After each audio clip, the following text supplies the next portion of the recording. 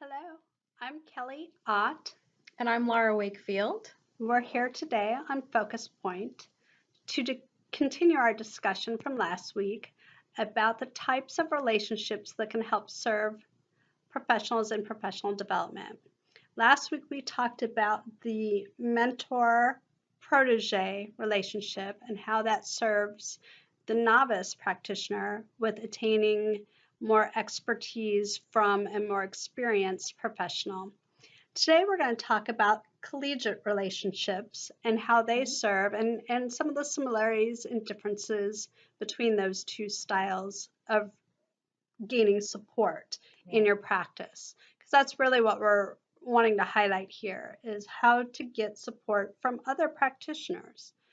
I think today we could talk a little bit about the collegiate relationship being more of a shared responsibility between professionals. Like Right. Laura and I have a very good collegiate relationship.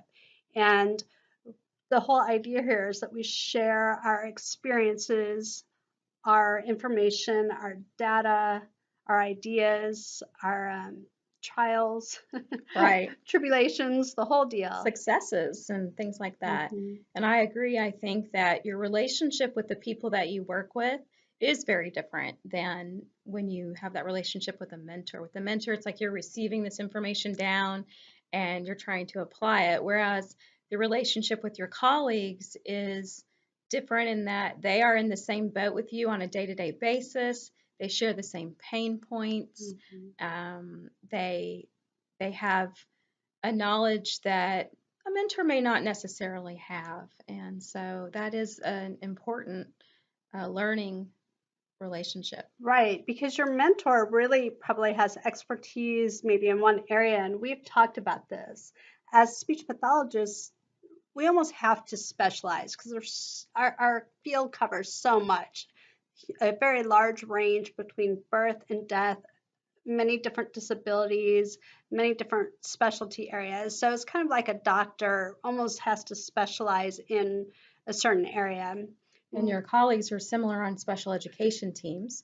So, physical therapists, the special education teacher, the regular education teacher, they all have their expertise areas, and everyone needs to be talking and sharing Mhm. information together so that you are able to go easily to all those different people to talk about the topics that you need to get information on. Right. So your mentor may be there to support you in general, but maybe the peer pal relationship is someone that you work with on a day-to-day basis in a specific specialty area that can provide you guidance and support.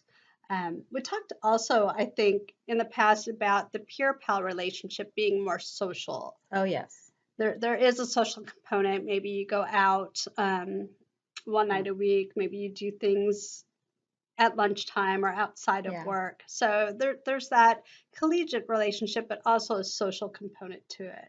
Right. You eat lunch together, or maybe you do recess duty together and you're discussing information at those times. And I also think that's where we have the space to do some venting, which is another part of that relationship that you wouldn't necessarily have with a mentor.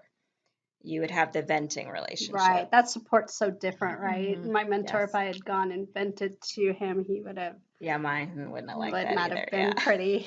But Mhm. really it serves, think about venting. That serves really two main functions. One, you're trying still to solve some problem, but you're also voicing your frustrations for the purpose of maybe gaining some empathy, some Validation. Yeah. validation. Yeah, Uh-huh.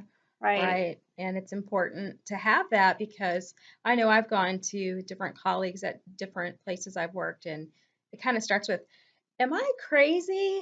Have you noticed this pattern? What do I do They about always that? answer yes before she even gets the next Right, sentence right. out.